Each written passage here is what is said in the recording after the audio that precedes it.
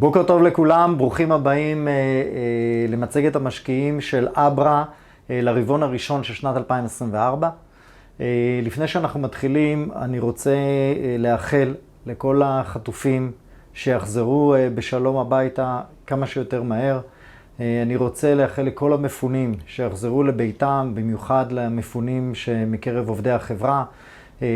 ואנחנו גם נאחל לכל עם ישראל חזרה לשגרה ולימים רגילים. לפני שנתחיל לזכור את הדוחות הכספיים ואת התוצאות הכספיות, כמה נתונים מרכזיים שמאפיינים את הרבעון הראשון לשנת 2024. אז קודם כל, הרבעון הראשון מאופיין בחזרה לשגרה. אנחנו מתחילים את הרבעון בחודש ינואר עם 7% של מגויסים, מסיימים אותו במרץ עם 4% של מגויסים. באפריל אנחנו כבר יורדים לרמה של 3%, זאת אומרת יש פה חזרה הדרגתית לשגרה, אנחנו נראה את זה גם בשורת ההכנסות. אנחנו ממשיכים, הרבעון הרביעי של שנה שעברה קצת עיכב אותנו עם תוכניות הפיתוח העסקיות, אנחנו חוזרים חזרה לתוכניות שלנו, ושאני אומר תוכניות שלנו זה פיתוח העסקים שלנו והרחבת העסקים שלנו בארצות הברית, וכתוצאה מהמעבר למשרדים החדשים, מזכיר לכם, בראשון לראשון אברה עברה למשרדים חדשים, כל הפעילויות במקום אחד, תהליכי הסינרגיה הואצו, ואנחנו רואים הרבה יותר שיתופי פעולה בין היחידות העסקיות, וזה באמת אירוע מהותי בחיי החברה. כתוצאה מכך אנחנו גם עושים שינויים במערך המחירות, מתגברים את מערך המחירות שלנו, וזה דברים שהתחלנו אותם ברבעון הראשון. כמו כן, בתוצאות אנחנו מראים גידול בכל הפרמטרים התפעוליים של החברה ובשורות הרווח שלה, ואנחנו שומרים על שיעור רווחיות גבוה גם ברווח הגולמי וגם ברווח התפעולי. אז בואו נעבור למספרים. במבט על אלו התוצאות של החברה ברבעון הראשון של שנת 2024 לעומת הרבעון הראשון של שנת 2023, ונתחיל ונסתכל על שורת ההכנסות.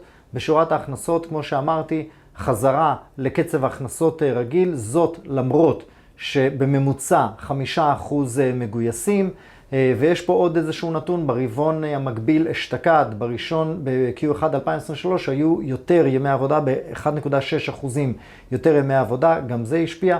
למרות זאת, אנחנו חוזרים חזרה אפילו מעל שנה שעברה, וזה אומר שמפה והלאה אנחנו נמשיך את הקצב הרגיל שלנו. הרווח הגולמי של החברה, הרווח הגולמי מסתכם ב-29 מיליון שקלים לעומת 26.7 מיליון שקלים בשנה שעברה. פה היה חשוב לנו לציין סדר גודל של מיליון ש"ח שנרשם ברבעון הזה בשורת הרווח הגולמי, אבל זה שייך להחזרי מילואים בגין רבעון 4 של שנת 2023, לכן צבענו את החתיכה הזאת בכתום כדי להראות לכם את הגידול הרגיל של החברה, ובעצם אנחנו גדלים ברווח הגולמי ב8% לעומת שנה שעברה. שיעור הרווח הגולמי, כמובן אנחנו שומרים על שיעור רווח גולמי גבוה, מעל 25%, כבר כמה רבעונים ברציפות.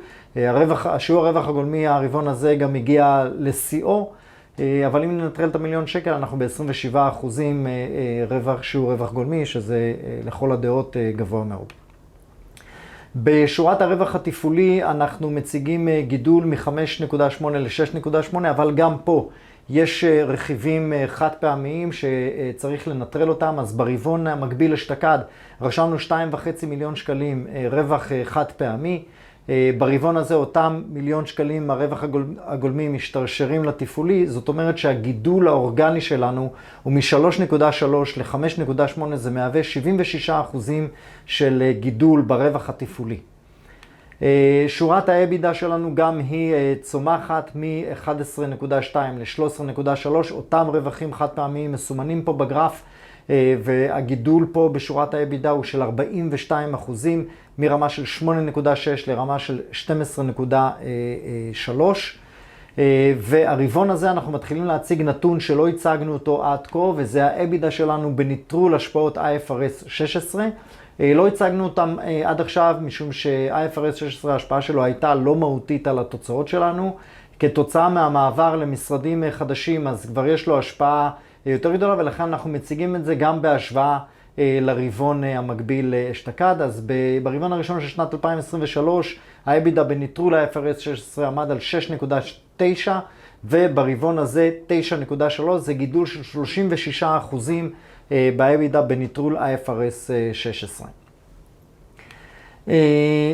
כמו שהזכרתי קודם, השפעות המלחמה על אברה הולכות וקטנות. כמובן שברבעון הרביעי של שנת 2023 הייתה השפעה גדולה, יותר מ10% של מגויסים, שזה פי כמה וכמה בהשוואה לחברות אחרות בענף. ברבעון הזה אנחנו מתחילים אותו ב7%, מסיימים ב4%, בממוצע סדר גודל של 5% מגויסים. עדיין ראיתם את שורת ההכנסות של החברה גדלה, למרות שיעור המגויסים הזה, ובאפריל אנחנו יורדים לרמה של 3%, כך שאנחנו רואים שהאירוע הזה כבר מאחורינו. אנחנו מציגים את פילוח ההכנסות שלנו על פי מגזרים, כדי להראות שאין לנו תלות במגזר מסוים. אברה פזורה על פני מגזרים מאוד מגוונים. מגזר ביטחון הולך ומקבל נפח גדול יותר בהשוואה למגזרים אחרים, ואנחנו מקווים שהמגמה הזאת תמשיך גם ברבעונים ובשנים הבאות. הרבעון הראשון, אברה זכתה ב9 פרויקטים בתחרות מצטייני המחשוב, ופה המקום להודות קודם כל ללקוחות שלנו על שיתוף הפעולה. אני רוצה גם להודות לעובדים ולמנהלים של אברה על המסירות שלהם, על הרמה המקצועית הגבוהה ביותר שאנחנו מציגים. 9 פרויקטים זה הרבה מאוד וזה כבוד גדול לאברה, אז תודה רבה לכם על כל העשייה. כמו כן, הרבעון הזה זכינו במכרזים חדשים ובפרויקטים חדשים בהיקף של מעל 10 מיליון שקלים. עלינו לאוויר במגוון חברות, אצל מגוון לקוחות. בדרך כלל ינואר זה חודש מסמל עליות לאוויר, סוף שנה, תחילת שנה אנחנו מסיימים פרויקטים, אז גם פה המקום להודות לעובדים ולמנהלים על העבודה הנהדרת ועל ההשקעה שעשו, והצלחנו לעלות בהצלחה עם כל הפרויקטים שביצענו. הרבעון הזה גם השקנו את פורום העסקים, אנחנו קוראים לו הקומה ה-19. אנחנו מארחים במשרדנו לקוחות ועובדים מהתעשייה במגוון רחב של תחומים. הרבעון הזה ביצענו מספר מפגשים, ביצענו מפגשים בתחומי ה-AI, גם למפתחים וגם למשתמשים, בשיתוף עם החברות המובילות במשק, בשיתוף עם מייקרוסופט, בשיתוף עם חברות נוספות. ביצענו כנס בתחום של e-commerce למנהלי שיווק, ואנחנו מתכננים גם ברבעונים הבאים מפגשים נוספים בנושאים של ניהול סיכונים, בנושאי פיתוח בעולמות של AI ונושאים נוספים. אתם מוזמנים לעקוב אחרינו ברשתות החברתיות, שם אנחנו מפרסמים את המפגשים, וכמובן כולכם מוזמנים להירשם ולהשתתף. אז אלו התוצאות שלנו לרבעון הראשון של שנת 2024. אני רוצה להודות לכל מי שעסק במלאכת הדוחות הכספיים, שתמיד זה עבודה קשה. ועכשיו אני אעביר את רשות הדיבור לנועם זיו, סמנכ"ל הכספים, שידבר על כמה נתונים ממאזן החברה.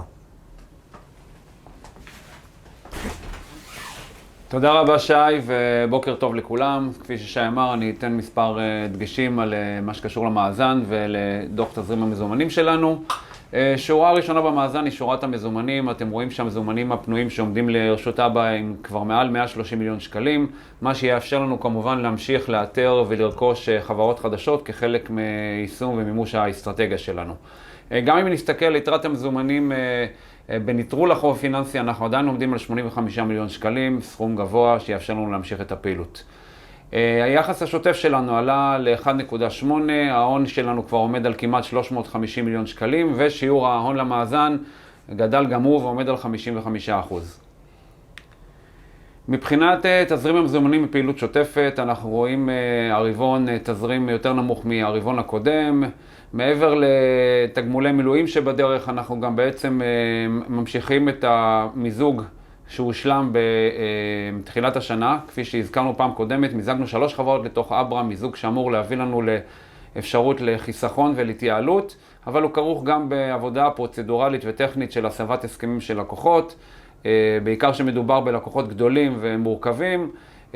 יש קצת עיכובים שגורמים בעצם לעיכובים בגבייה, אנחנו מקווים שהכל יסתיים בקרוב והכסף יגיע בהקדם. עד כאן המצגת שלנו להיום, ואנחנו כבר חוזרים לשאלות ותשובות.